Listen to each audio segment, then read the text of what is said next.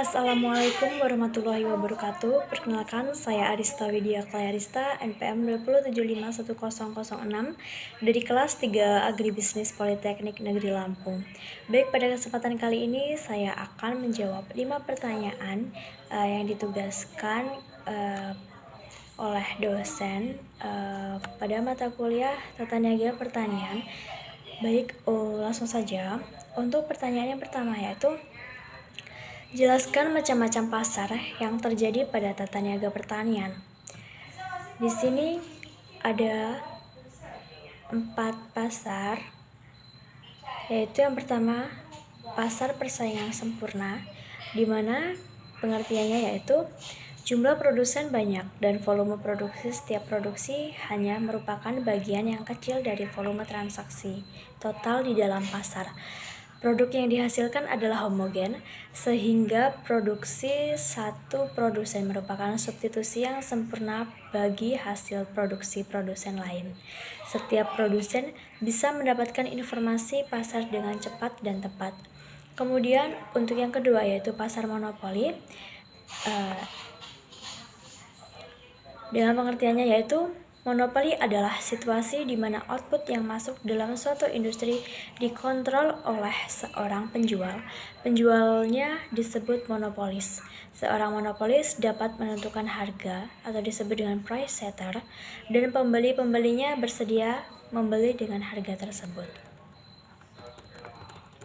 Kemudian untuk yang ketiga yaitu pasar oligopoli. Dengan pengertiannya yaitu merupakan pasar di mana hanya ada beberapanya ini 2 sampai dengan 10 perusahaan yang menguasai pasar baik secara independen maupun secara diam-diam bekerja sama. Oligopoli bisa dibedakan antara oligopoli dengan diferensiasi produk, setiap perusahaan dengan merek-merek khusus tersendiri. Misalnya industri kosmetik, industri motor di Indonesia. Oligopoli tanpa diferensiasi produk, misalnya industri seng, industri pipa besi, dan sebagainya. Kemudian untuk yang keempat yaitu persaingan monopolistis, di mana pengertian persaingan monopolistis yaitu terjadi bila dalam suatu pasar ada banyak produsen, tetapi juga ada unsur-unsur diferensiasi produk dalam atau perbedaan merek, bungkus, dan sebagainya. Di antara produk-produk yang dihasilkan oleh masing-masing produsen, adanya diferensiasi produk berarti adanya kemampuan produsen secara individual untuk mempengaruhi harga jual dari produknya.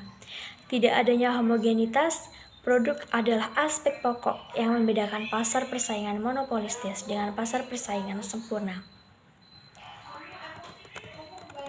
Kemudian untuk pertanyaan yang kedua yaitu, jelaskan apa yang dimaksud dengan pasar lelang dan subterminal agribisnis.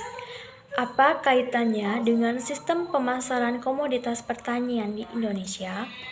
Jawabannya yaitu, pengertian pasar lelang adalah pasar terorganisir sebagai sarana bertemunya para penjual seperti petani atau kelompok tani, kemudian dengan pembeli seperti pedagang atau pabrikan atau eksportir.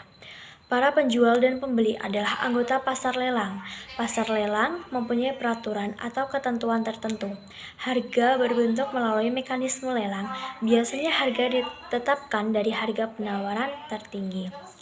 Kemudian untuk STA atau kepanjangan yaitu Subterminal Agribisnis, merupakan lembaga pemasaran yang memerankan fungsi business leader bagi pelaksanaan manajemen rantai pasokan sehingga produk petani dapat didistribusikan ke sentra konsumen secara efisien. Aktivitas STA adalah memberi pelayanan pemasaran dan peningkatan nilai tambah produk kepada petani atau kelompok tani atau gabungan kelompok tani atau asosiasi petani maupun pelaku usaha lainnya. Kemudian kaitannya yaitu STA menurut Tanjung tahun 2001 merupakan infrastruktur pemasaran sebagai tempat transaksi jual beli hasil-hasil pertanian, baik transaksi fisik maupun non-fisik yang terletak di sentra produksi. Dengan demikian, Penekanannya adalah bahwa STA merupakan sarana pemasaran yang dilakukan pada sentra produsen.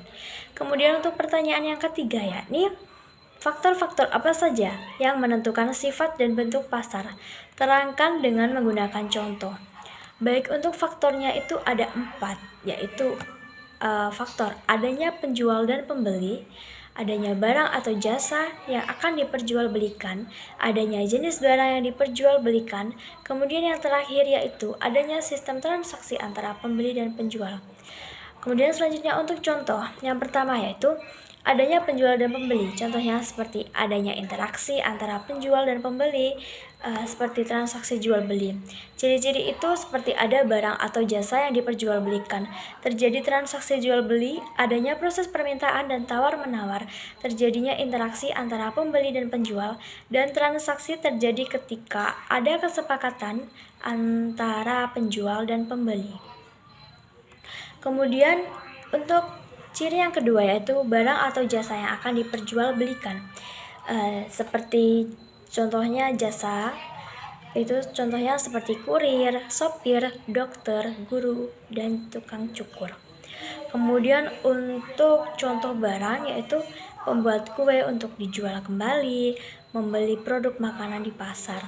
Kemudian untuk pertanyaan nomor 3 yaitu untuk faktor dan contohnya nomor 3 itu jenis barang yang diperjualbelikan itu dibagi menjadi 2 yaitu barang konsumsi dan barang produksi. Di mana barang konsumsi memiliki contoh ini seperti sayuran dan buah-buahan. Kemudian untuk barang produksi juga memiliki contoh seperti tembakau, kopi, dan juga beras. Kemudian untuk faktor beserta contohnya yang terakhir atau yang keempat yaitu sistem transaksi antara pembeli dan penjual. Di sini saya menggunakan contoh sistem transaksi secara dibayar secara cash atau cash on delivery. Kemudian yang kedua yaitu dibayar secara transfer antar bank atau yang lainnya. Kemudian untuk pertanyaan yang keempat yaitu apa yang dimaksud dengan oligopoli dan oligopsoni? Apa faktor-faktor yang menyebabkan timbulnya struktur pasar seperti ini? Pengertian oligopoli merupakan pasar di mana hanya ada beberapa yakni 2-10 perusahaan yang menguasai pasar baik secara independen maupun secara diam-diam bekerja sama. Oligopoli bisa dibedakan antara oligopoli dengan diferensiasi produk. Setiap perusahaan dengan merek-merek khusus tersendiri. Misalnya, industri kosmetik, industri motor di Indonesia. Oligopoli tanpa diferensiasi produk, misalnya industri seng, industri pipa besi, dan sebagainya. Kemudian pengertian oligopsoni adalah suatu bentuk pasar di mana terdapat beberapa pembeli, di mana masing-masing pembeli cukup besar untuk dapat mempengaruhi harga barang yang dibelinya. Faktor-faktornya antara lain ada faktor skala ekonomis, faktor kompleksitas manajemen atau disebut dengan struktur industri oligopoli ditandai dengan adanya kompetisi harga dan non-harga. Kemudian faktor yang ketiga itu ada ongkos produksi yang berbeda. Yang keempat yaitu keistimewaan hasil produksi. Kemudian untuk soal nomor 5 yaitu uraikan bentuk struktur pasar suatu komoditas yang ada di sekitar Anda. Menurut Anda, siapa yang paling diuntungkan dan yang paling dirugikan?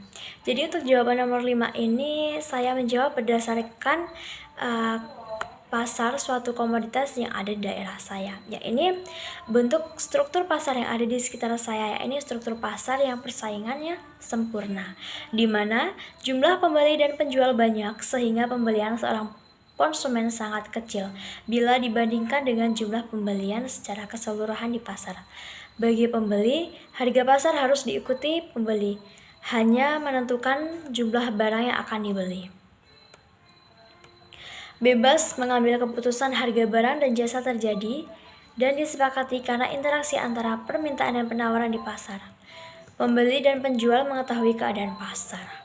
Kemudian untuk pihak yang diuntungkan pada struktur pasar persaingan sempurna ini, ya ini pihak konsumen. Karena harga dibentuk dari biaya rata-rata minimum, sehingga pasar menjamin diproduksinya produk dengan biaya rendah. Kemudian untuk pihak yang dirugikan, yakni pihak produsen karena keuntungan yang diterima dalam skala normal, sehingga beberapa perusahaan sulit menyediakan dana untuk pengembangan. Baik, rekan-rekan semua, itu tadi merupakan jawaban yang dapat saya berikan pada hari ini, dan saya mohon maaf apabila ada beberapa jawaban yang kurang tepat, dan kepada Allah saya mohon ampun. Saya akhiri. Wassalamualaikum warahmatullahi wabarakatuh.